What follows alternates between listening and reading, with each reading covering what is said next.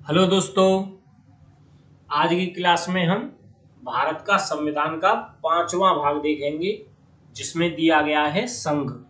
संघ का मतलब यानी यूनियन, यूनियन का मतलब क्षेत्रों या राज्यों के संघ यानी यूनियन से है, जिसमें केंद्र सरकार और राज्य सरकार एक दूसरे के साथ समन्वित यानी अंतर संबंधित इंटर रिलेटेड हैं। चलिए देखते हैं इसमें क्या क्या है। इसमें सबसे जो भाग 5 है वो आर्टिकल 52 से शुरू होता है। तो देखते हैं आर्टिकल 52 में क्या है। भारत का राष्ट्रपति यानी भारत का एक राष्ट्रपति होगा, यह अनुच्छेद 52 में बोला गया है। फिर है आर्टिकल 53, संघ की कार्यपालिका शक्ति। संघ की कार्यपालिका शक्ति राष्ट्रपति में निहित होगी और वह इसका प्रयोग इस संविधान के अनुसार स्वयं या अपने अधीनस्थ अधिकारियों के द्वारा करेगा। तो संघ की कार्यपालिका शक्ति राष्ट्रपति में निहित होगी, ऐसा किसमें बोला गया है? आर्टिकल 53 में। चलिए आगे देखते हैं। आर्टिकल 54, राष्ट्रपति का निर्वाचन। तो राष्ट्रपति का निर्वाचन ऐसे निर्वाचक गण के सदस्य करेंगे जिसमें संसद के दोनों सदनों के निर्वाचित सदस्य यानी लोकसभा प्लस राज्यसभा के निर्वाचित सदस्य और कौन भाग लेंगे? राज्यों की विधानसभाओं के निर्वाचित सदस्य। और कौन भाग लेंगे इसमें? जो केंद्र शासित प्रदेश दिल्ली और पांडिचेरी के जो विधानसभाएं हैं उनके निर्वाचित सदस्य राष्ट्रपति के निर्वाचन में भाग लेंगे। अब कौन कौन इनके निर्वाचन में भाग नहीं लेंगे? तो सबसे पहले लोकसभा और राज्यसभा के जो मनोनीत सदस्य हैं वो निर्वाचन में भाग नहीं लेंगे। जो राज्य की विधान परिषद हैं वो राष्ट्रपति के निर्वाचन में भाग नहीं लेंगे। और दिल्ली और पांडिचेरी की जो विधानसभाएं हैं सिर्फ ये दो भाग लेंगी, बाकी और किसी भी केंद्र शासित प्रदेश से राष्ट्रपति के निर्वाचन में भाग नहीं लिया जाएगा। चलिए आगे देखते हैं। अब है आर्टिकल 55, राष्ट्रपति के निर्वाचन की रीति क्या रहेगी? तो राष्ट्रपति का जो निर्वाचन है वो आनुपातिक प्रतिनिधित्व प्रणाली के अनुसार एकल संक्रमणीय मत द्वारा होगा। और ऐसे निर्वाचन में मतदान कैसे होगा? गुप्त तरीके से होगा। इसमें जो आनुपातिक प्रतिनिधित्व प्रणाली है वो क्या है कि जो वोट डालने वाले जो सांसद और विधायक होते हैं उनके मतों की जो प्रमुखता होती है वो अलग अलग होती है, जिसे हम वेटेज कहते हैं। तो अलग अलग राज्यों के विधायकों के जो वोटों का वेटेज होता है वो अलग अलग होता है। और ये जो वेटेज होता है वो राज्य की जनसंख्या के आधार पर तय होता है। तो ये वेटेज जिस तरह तय किया जाएगा वो आनुपातिक प्रतिनिधित्व व्यवस्था के आधार पर ही तय किया जाएगा, यानी प्रोपोर्शनल रिप्रेजेंटेशन सिस्टम के आधार पर ही, यानी किसका कितना अनुपात प्रतिनिधित्व में शामिल है। फिर आता है एकल संक्रमणीय मत। इसमें क्या होता है कि मतदाता का एक वोट होता है। इसमें मतदाता कई उम्मीदवारों को अपनी प्राथमिकता के आधार पर वोट देता है, यानी बैलेट पेपर पर वो लिख देगा कि उसकी पहली पसंद कौन सी है, दूसरी पसंद कौन सी है और तीसरी कौन सी है। यदि पहली पसंद वाले वोटों से विजेता का जो फैसला नहीं हो सका है तो उम्मीदवार के खाते में वोटर की जो दूसरी पसंद है वो नए सिंगल वोट की तरह ट्रांसफर हो जाएगी। इसीलिए इसे एकल संक्रमणीय मत यानी सिंगल ट्रांसफरेबल वोट सिस्टम बोला गया है। अब है आर्टिकल 56, राष्ट्रपति की पदावधि। तो राष्ट्रपति अपने पद ग्रहण की तारीख से 5 वर्ष की अवधि तक पद धारण करेगा। राष्ट्रपति उपराष्ट्रपति को संबोधित अपने हस्ताक्षर सहित लेख द्वारा अपना पद त्याग सकेगा। तो जो राष्ट्रपति है वो अपना इस्तीफा किसे देगा? उपराष्ट्रपति को। संविधान का अतिक्रमण करने पर राष्ट्रपति को अनुच्छेद 61 में उपबंधित रीति से चलाए गए महाभियोग द्वारा पद से हटाया जा सकता है। यानी राष्ट्रपति को महाभियोग के द्वारा उसके पद से हटाया जा सकता है। फिर है राष्ट्रपति अपने पद की अवधि समाप्त हो जाने पर भी तब तक पद धारण करता रहेगा जब तक उसका उत्तराधिकारी अपना पद ग्रहण नहीं कर लेता है। चलिए आगे देखते हैं। आर्टिकल 57 पुनर्निर्वाचन के लिए पात्रता। तो भारत में कोई भी व्यक्ति कितनी भी बार राष्ट्रपति के पद पर निर्वाचित हो सकता है, लेकिन यूएसए में ये व्यवस्था सिर्फ 2 बार की गई है कि कोई भी जो व्यक्ति है वो यूएसए में सिर्फ 2 बार राष्ट्रपति निर्वाचित हो सकता है, लेकिन भारत में ऐसा कोई प्रतिबंध नहीं है। कोई व्यक्ति कितनी भी बार राष्ट्रपति के तौर पर निर्वाचित हो सकता है। अब है आर्टिकल 58 राष्ट्रपति निर्वाचित होने के लिए अर्हताएं यानी योग्यताएं।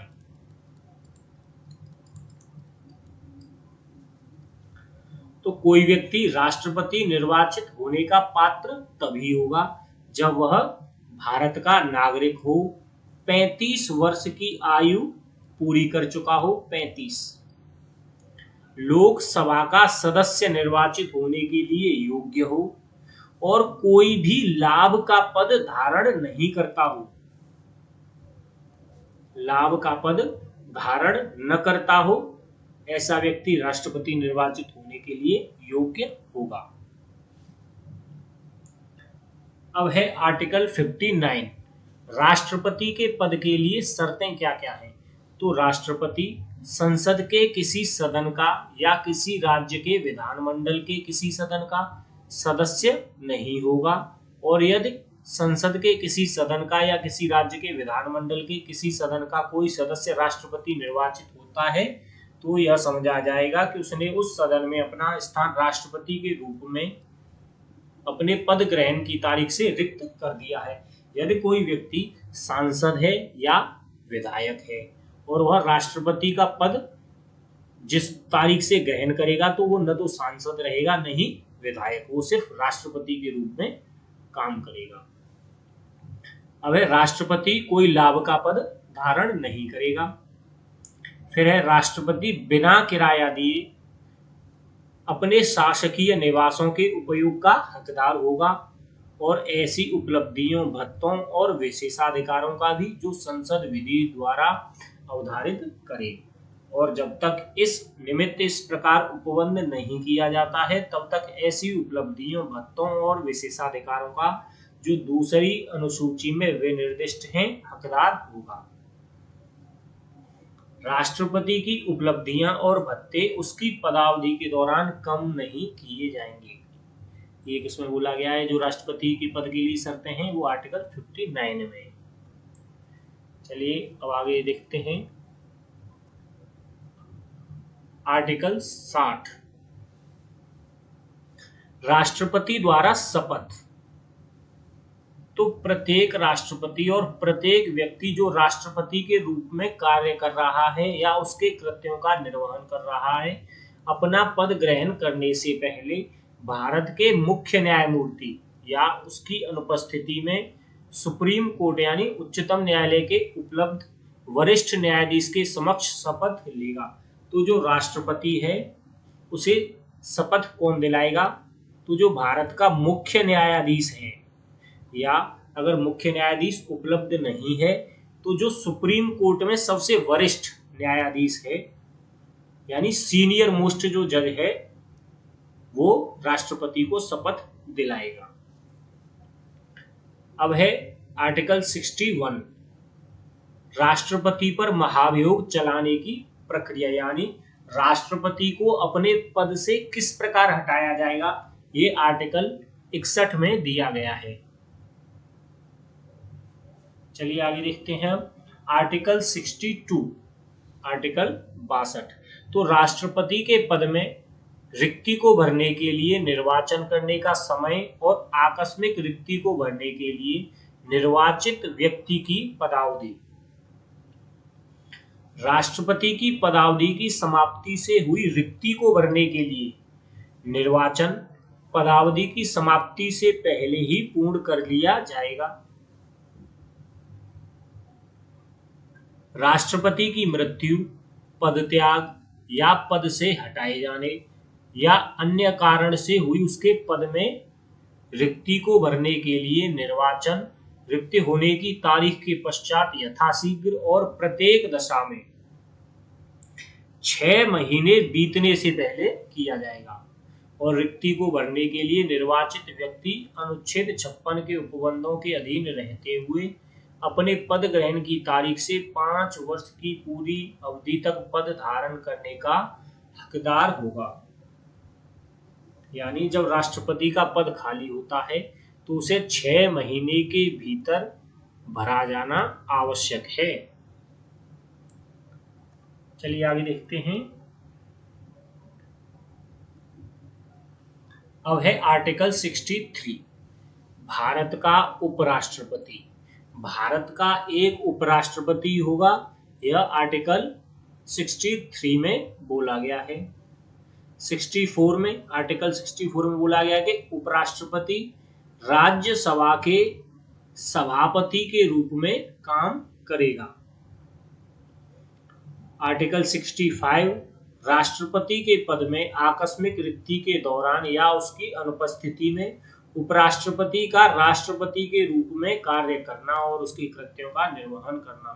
यानी जब राष्ट्रपति अनुपस्थित होगा तो उपराष्ट्रपति जो है वो राष्ट्रपति के रूप में काम करेगा, अन्यथा उपराष्ट्रपति राज्यसभा के सभापति के रूप में ही काम करेगा।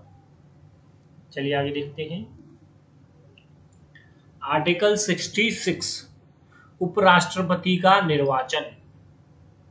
उपराष्ट्रपति का निर्वाचन संसद के दोनों सदनों के सदस्यों से मिलकर बनने वाले निर्वाचक गण के सदस्यों द्वारा आनुपातिक प्रतिनिधित्व पद्धति के अनुसार एकल संक्रमणीय मत द्वारा होगा और ऐसे निर्वाचन में मतदान गुप्त होगा। हमने बात की थी राष्ट्रपति के चुनाव की,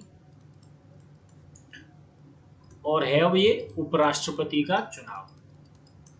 तो राष्ट्रपति का जो चुनाव था उसे सिर्फ निर्वाचित सदस्य करते थे।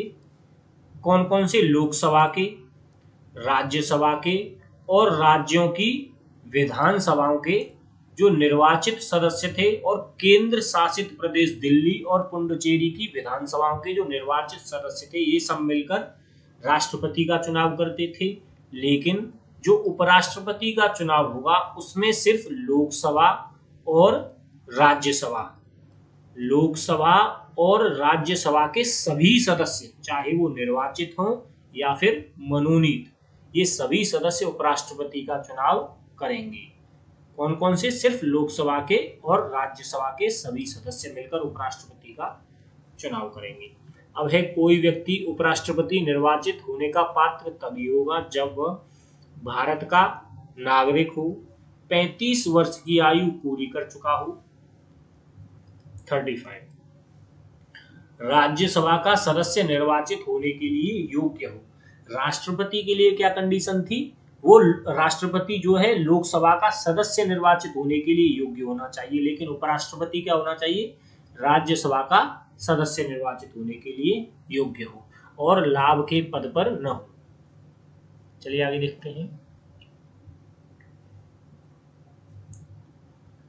आर्टिकल 67, उपराष्ट्रपति की पदावधि, यानी जो पद की अवधि है वो क्या है? उपराष्ट्रपति अपने पद ग्रहण की तारीख से 5 वर्ष की अवधि तक पद धारण करेगा।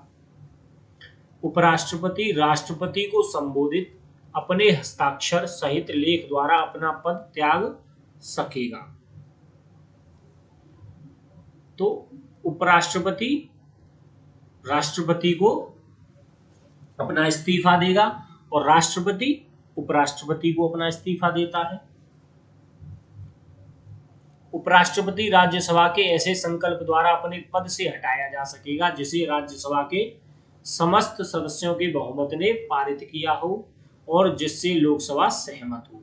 यानी अगर उपराष्ट्रपति को अपने पद से हटाना है तो जो राज्यसभा है अपने सदस्यों के जो उस समय उपस्थित हों सदस्य उसके बहुमत से एक संकल्प पारित कर दे और उस संकल्प को लोकसभा सहमति दे दे तो उपराष्ट्रपति को उसके पद से हटाया जा सकता है।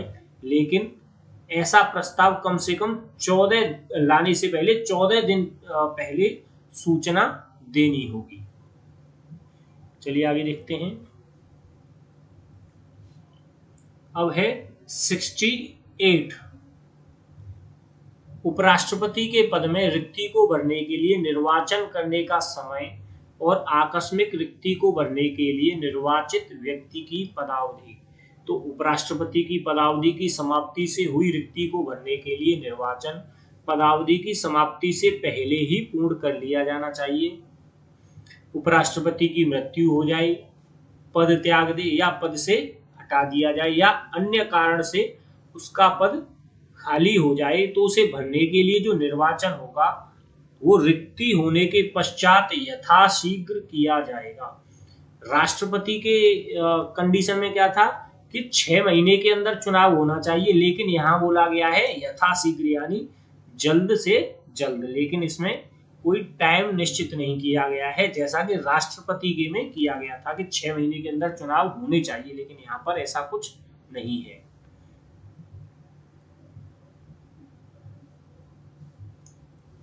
रिक्ति को भरने के लिए निर्वाचित व्यक्ति अनुच्छेद 67 के उपबंधों के अधीन रहते हुए अपने पद ग्रहण की तारीख से 5 वर्ष की पूरी अवधि तक पद धारण करने का हकदार होगा। चलिए आगे देखते हैं। अब है 69, आर्टिकल 69, उपराष्ट्रपति द्वारा शपथ। तो प्रत्येक उपराष्ट्रपति अपना पद ग्रहण करने से पहले राष्ट्रपति अथवा उसके द्वारा इस निमित्त नियुक्त किसी व्यक्ति के समक्ष शपथ लेगा। तो उपराष्ट्रपति को शपथ कौन दिलाएगा? राष्ट्रपति, या राष्ट्रपति किसी भी व्यक्ति को नियुक्त कर सकता है। और राष्ट्रपति को शपथ कौन दिलाता था? चीफ जस्टिस, भारत का मुख्य न्यायाधीश। अगर वो उपलब्ध नहीं है तो कोई भी सुप्रीम कोर्ट का सीनियर मोस्ट जज यानी वरिष्ठ न्यायाधीश राष्ट्रपति को शपथ दिला सकता है। लेकिन उपराष्ट्रपति को कौन दिलाएगा? राष्ट्रपति, या ऐसा कोई व्यक्ति राष्ट्रपति नियुक्त करके दे। आर्टिकल 70 में क्या है?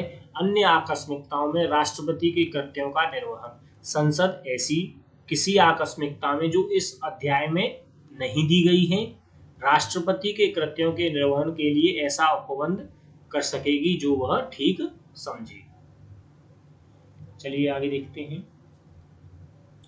अब है आर्टिकल 71, राष्ट्रपति या उपराष्ट्रपति के निर्वाचन से संबंधित या संसक्त विषय। तो राष्ट्रपति या उपराष्ट्रपति के निर्वाचन से उत्पन्न सभी शंकाओं और विवादों की जांच और विनिश्चय उच्चतम न्यायालय द्वारा किया जाएगा और उसका जो निर्णय होगा वो अंतिम होगा।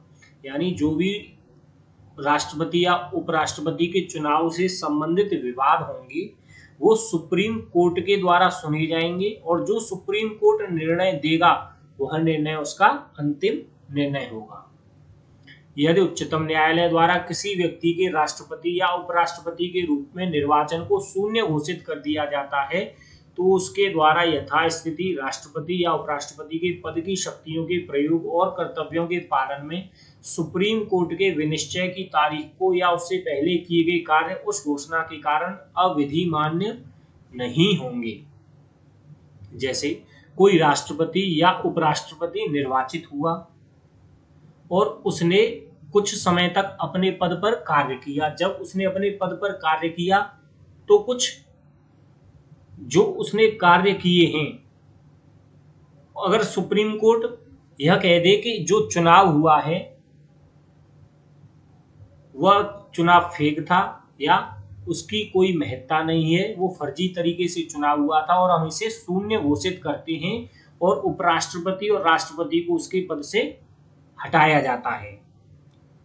लेकिन जो उपराष्ट्रपति और राष्ट्रपति ने कार्य किए हैं वो शून्य नहीं होंगे, वो कार्य ज्यों के त्यों बने रहेंगे। इसमें ये बोला गया है बेसिकली। चलिए आगे देखते हैं। अब है आर्टिकल 72। क्षमा आदि की और कुछ मामलों में दंडादेश के निलंबन, परिहार या लौकरण की राष्ट्रपति की जो शक्ति है, यानी अनुच्छेद 72 में दिया गया है राष्ट्रपति की जो क्षमादान की शक्तियां हैं वो क्या क्या हैं या किस प्रकार वह क्षमाएं दे सकता है, तो ये सब आर्टिकल 72 में दिया गया है। तो आज की क्लास यहीं तक थी। आई होप आपको ये क्लास पसंद आई होगी।